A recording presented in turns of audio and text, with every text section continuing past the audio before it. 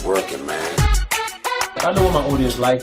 I did some independent films with Master P, and a lot of those movies did really well. I'm ambitious, I'm a hustler. I have my own lane. That's the thing about comedy. You wake up every day, you don't know if you're funny that day.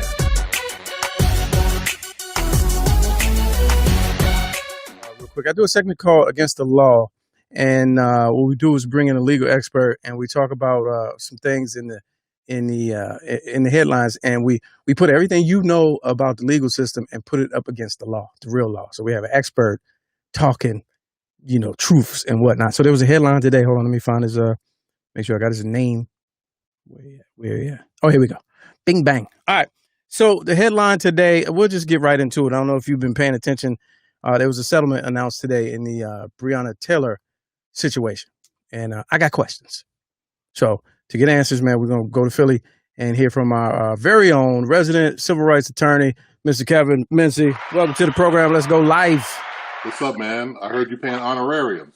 You holding out? Yeah. Well, we got to get it first. That's the whole thing. I got to beg and plead, and then once we get up to a certain level, then we can tap into it. You know what I'm saying?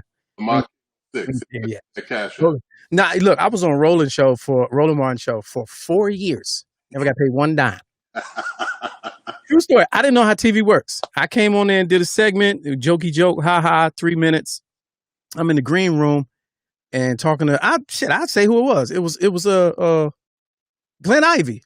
I don't know if you're familiar with him. At the time he was a PG County State's attorney. Mm-hmm. So he's like, I'm networking. I'm new, right? I'm networking. I'm like, hey man, it's good to see you. I see you on the news and all this. And he's like, how you like it here? And I'm like, it's fun, man. I get crack jokes. Da, da, da. He said, man, I just like to check. I was stuck.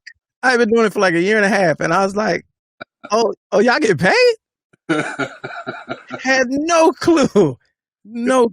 Crazy, man. Funny, man. But you my people, so it's all good. TV. Oh no, we're gonna get to a point where we can do it. You know what I mean? But just we ain't there. We are not there. But good to have you. I know you pressed for time. Just real quick, man. Just run through it. So I woke up this morning to the headline.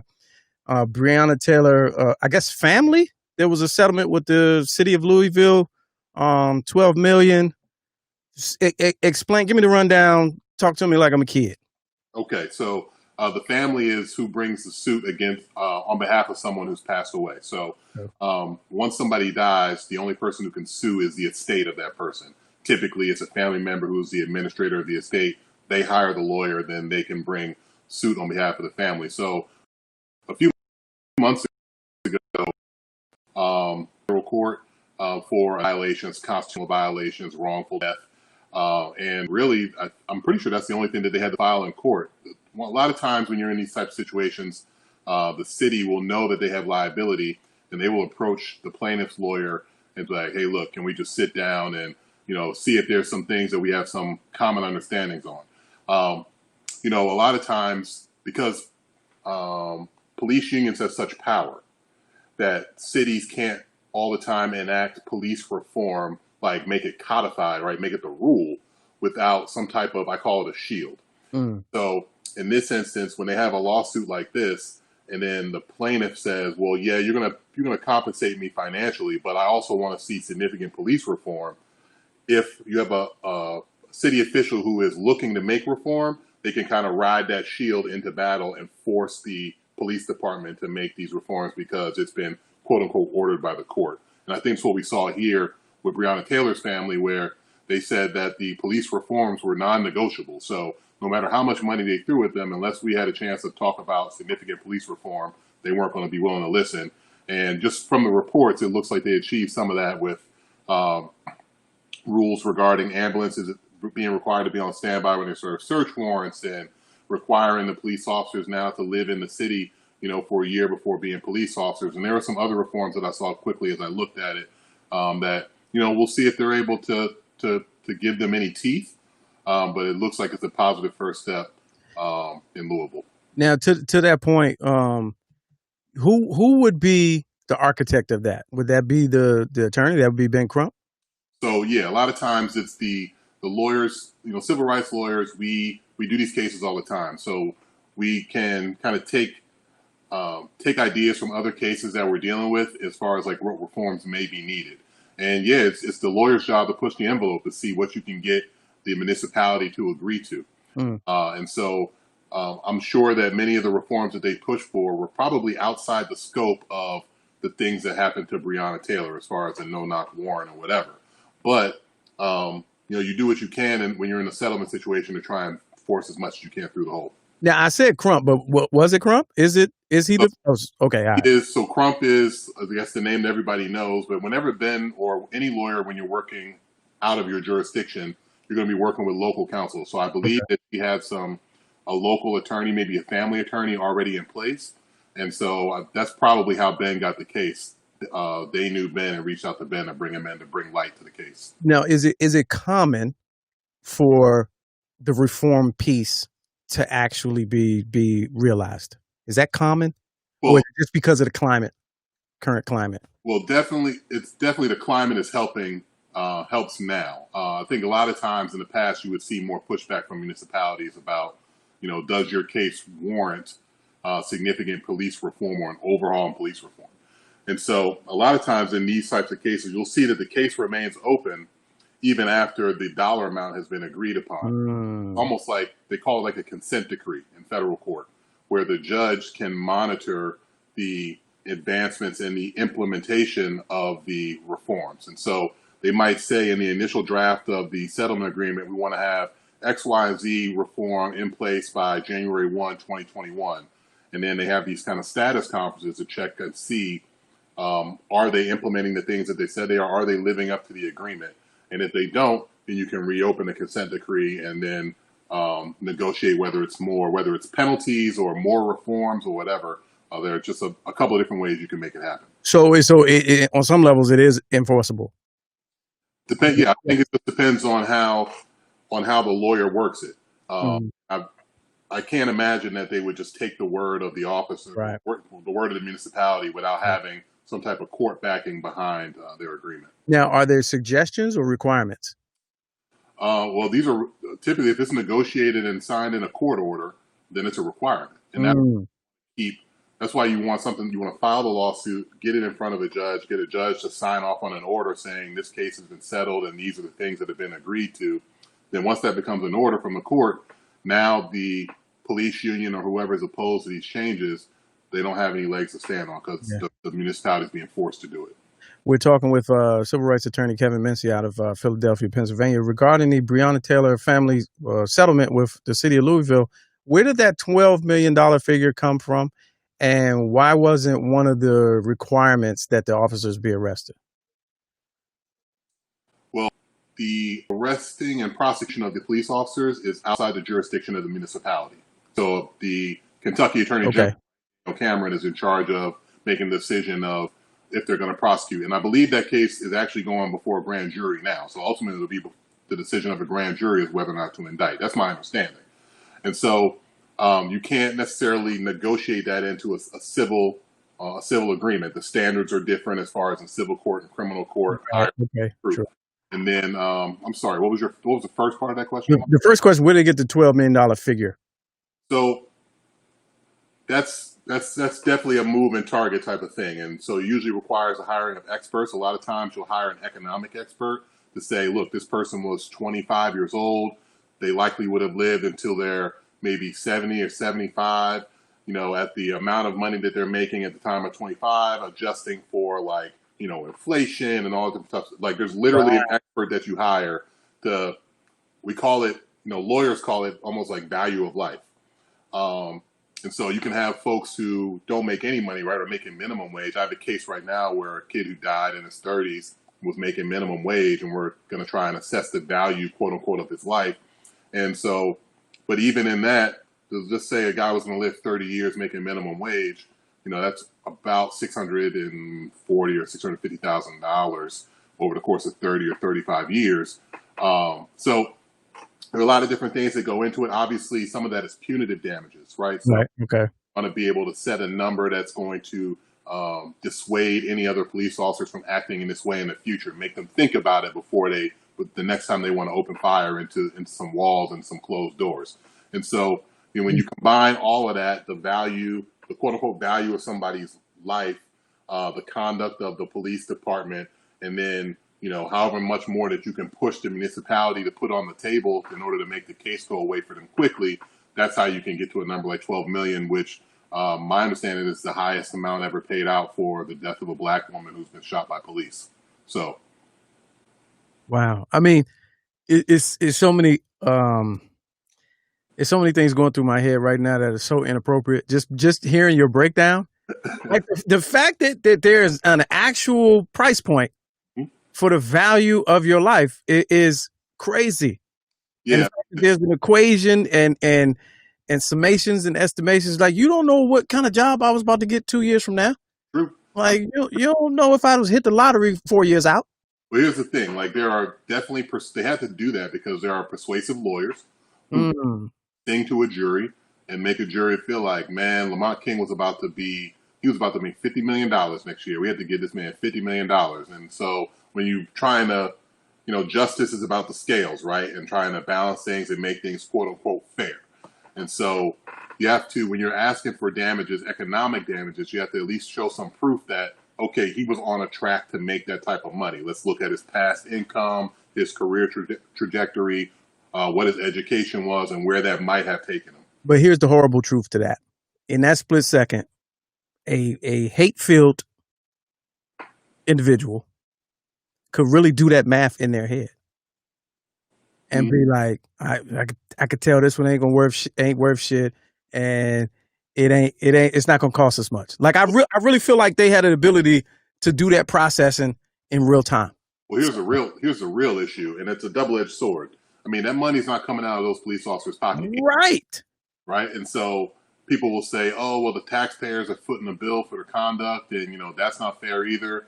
But on the flip side of that, if it's your family member that has something like this happen to them, you don't want to be dependent on some police officer who's been making $80,000 a year to now have to pay out this $10 million judgment. It becomes a paper judgment that means really nothing. And so you want to be able to compensate the victims' families. But you don't want to say, oh, well, it's just the responsibility of the police officer, because then really nobody gets anything. Yeah. It's a tough thing that, a lot of governments have to deal with, but it's just the truth of the matter. So Coach Ken in the peanut gallery, he's saying, well, if the police union was paying, to your point, if the police union was paying, police reform would probably happen immediately. Do you agree with that? Well, the police union doesn't pay the officers. And so, the reason why the municipality has to pay for it, because that's their employee. It could change. What do you mean? As far as, could police officers start working for unions exclusively? It's about who the employer is. No, but okay. I was thinking, well, we set it up so that, that money comes out of, their pension plan, the union, and all of that. We just rearrange it. It could be done if they wanted to do it. I guess it's probably above my pay grade as far as trying to figure out how to do it. Like, me as a plaintiff's lawyer, I'm trying to find the deepest pocket to take care of my family. Right. So I'm not worried about in the end, does that cop really think? Hopefully he's going to think about it. And these cops' names have been bandied about, and I'm sure it's going to be tough for them to just live knowing that people know their names like that. But or not, depending on where you live and how people feel about these things. But I'm happy for the family for sure to at least get some measure of justice. And it doesn't eliminate the fact or the possibility of those officers being charged by a grand jury and prosecuted. But it didn't make any sense for the municipality to continue to pretend like they're going to defend the case. They might as well just pay the money now, right? Because they're going to pay the $12 million up front, or they're going to pay a law firm $2 or $3 million to defend it, just for them to tell them at the end, hey, you need to give these people $12 million. Yeah, right. Okay. $3, $4, $5 million by just settling now. Now, Mr. Clarkson, earlier today, I saw a post where he asked a tough question, like 12 million, that figure, that dollar amount. Most of us couldn't relate to it. Would that be enough? Would that bring you justice? Would that satisfy you? And I really, you don't even have to answer that. But I feel like most people, as painful as this situation was, I think most people do have a price point that they can point to and identify. Well, I think there are a lot of things that go into it when they make that decision to settle. I mean, it's just as painful for the families to have to testify. And it's not just testifying one time in trial, but maybe you're deposed 2 different times or 3 different times, and then you have to go to trial. And every time you're reliving it, and it's painful for those people who are victims to have to relive it every time. And so, yeah, I think that when they start looking at the numbers and like, well, maybe a jury might give you 1 million more, or 2 million more, or 3 million less. And so like, you could go through all that pain and get less money than they're offering you. And so when you're talking about the numbers that they were talking about, I'm sure your eyes and your head start spinning when you start thinking about $12 million, even after you pay the lawyer and the taxes and all that stuff. It's still a substantial sum of money. But a lot of it is just them having to avoid the pain of having to publicly talk multiple times about what happened to their loved one. Yeah.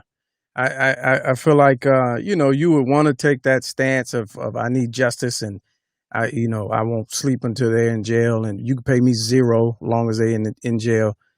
I don't know, not to judge, but I know it's probably like split down the middle. That's half and half. Well, it's out of their hands. The jail thing is out of their hands. No, I'm just talking about just the individual mentally, when we think about what would you do in that scenario? Right. Like, are you, if that verdict or decision came down, are you fine with that? Are you taking it, going about your business and moving on with your life? Or are you still pressing the issue and fighting it out tooth and nail? That's the question. What would you do? And not you or I, but just people. Like, I think that would be split down the middle. And I think most people wouldn't admit that the money would be enough. Yeah. Look, I've been in some of these conversations with clients, and it's definitely it's a painful, even a deliberation process. It's like, am I saying that my family member's life was only worth X amount of dollars, and explaining to them like that's not what you're saying, but and that can't stop them from feeling that way. So, me as the lawyer, my job is to kind of divorce myself from the emotion and kind of give them process and counseling, and then I let them deal with their emotions, and I don't tell them like not to talk about them or stomp them down, but they've got to be able to deal with their emotions and live with the decision that they're going to make. All right. I know I got to let you go soon. Is just outside looking in, you're a civil rights attorney. Was this done well?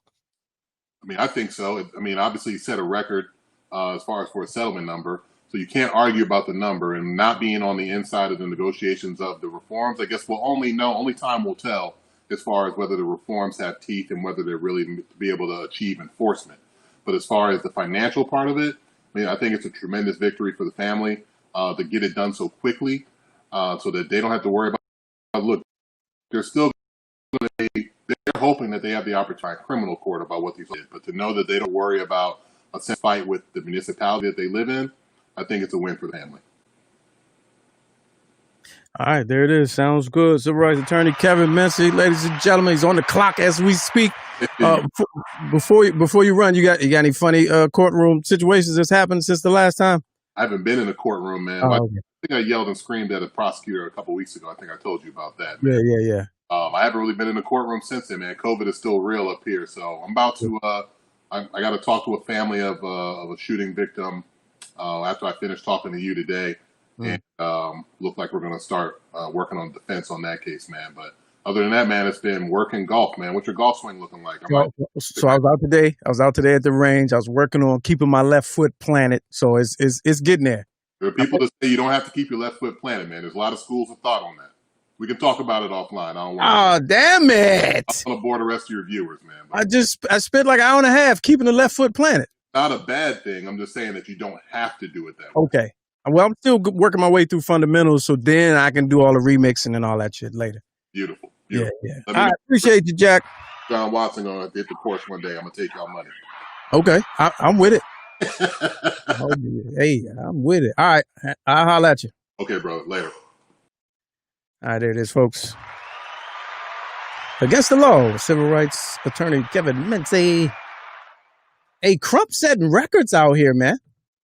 He just got $600 million for the city of Flint, residents of Flint. Then and that was a record. Then he just broke, like, I don't know if $600 million, did that beat the tobacco payout? Man, Crump is the dude right now, man. Now 12 million for the family of Breonna Taylor. Whether you call it justice or not, it's happening. But it was a record for the most awarded to the family of a black female murdered by the police. I believe that's the correct phrasing. That's what happened. Crump setting records, man. It's getting to a point. Crump, like he's everywhere. I see him too much, but at the same time, I ain't gonna lie. I'll say it so that you don't have to. If some shit happens, you know, with me and mine, I'm calling him. I'm probably calling him. As much trash I talk about seeing him too much, he's at the top of a very short list. So, shout out to Ben Crump. It's unfortunate that he's reached this level of fame because of the things he has to do. So that's the unfortunate part. Let's address that. But besides that, the harsh truth, something went down with you and yours. Hey man, you calling him. You calling him. You can fake like you won't. But you can call him. You can call Kevin Mincey too. You know, because he spit that gift. You can call Kevin Mincey too. So I ain't taking away. I'm just saying, Crump, high profile. Us, me, you, and y'all, we got to get Kevin Mincey on the level. That's unfortunate. I got to phrase that a little different. We got to get him on the level of Ben Crump. But not, that's tough. That's a tough one. Because I'm like, yeah, we need to get more people, you know, in a position where they need Kevin Mincey. Nah, it's not like that. I'm just saying, Kev good at what he do. Crump get, all right, moving on.